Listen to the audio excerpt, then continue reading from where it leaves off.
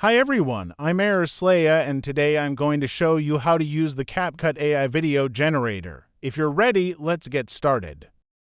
First, run CapCut and click on AI Video. As you can see, there are text to video and image to video options available.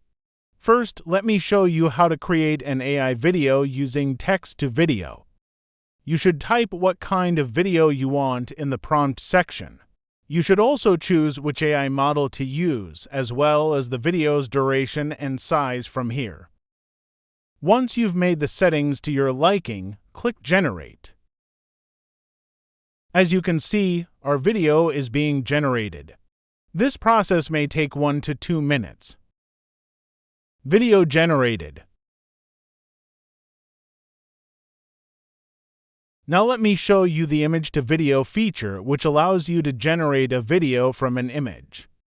Click on Image to Video and then click the Import Image button to upload the image you want to convert to video. After importing the image, you can still write a prompt, and you can also adjust the AI model to be used, the video duration, and its size as shown before. Once everything is ready, click Generate. The generate process may take 1 to 2 minutes. A video has been generated. Let's take a look.